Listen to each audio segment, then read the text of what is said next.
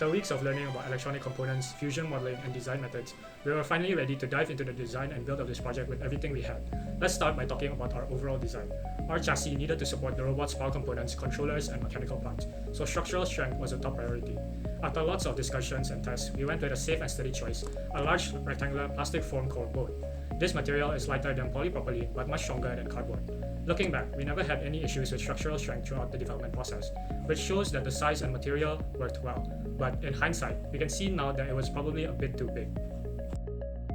For our ball launching mechanism, we explored two main design approaches, a toss style and a slingshot style launcher. The toss type is more common and relatively easy to design, but after some discussion, we decided to go for the slingshot approach. We went through several rounds of research, modeling, and simplification, and ended up with this inverted pyramid structure made on 3 laser-cut plastic sheets. To load it, we manually put back the rubber band and hook it into a slot.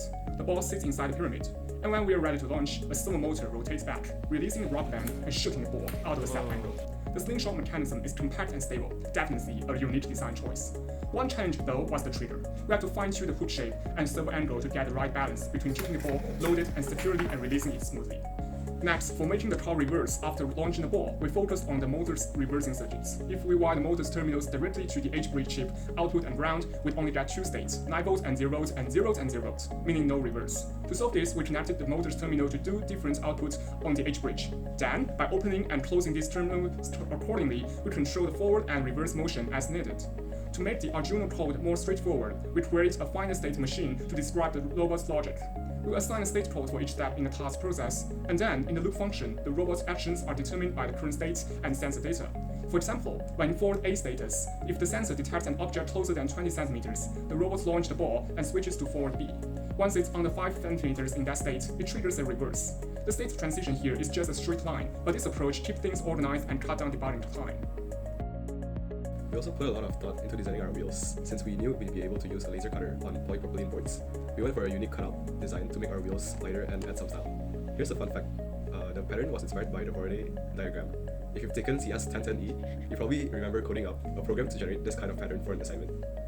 We had a few team members with a great sense of creativity and an aesthetic eye, so we couldn't resist adding a few fancy decorative touches to the robot along the way.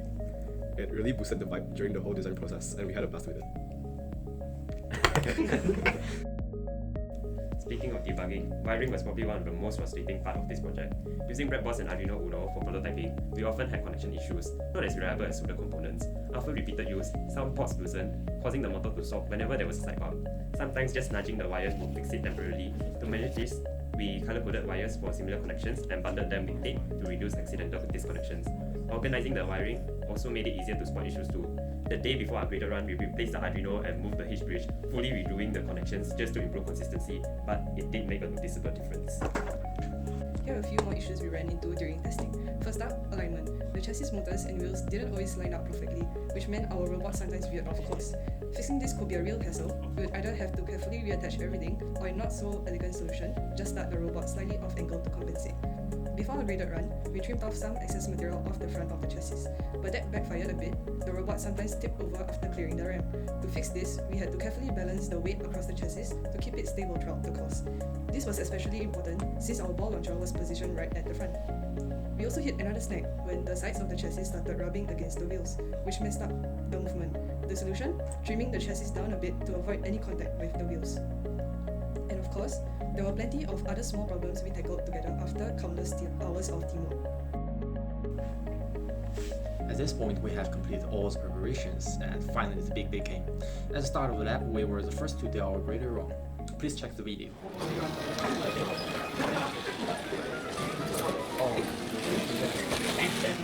We breezed through our grader run. Yeah!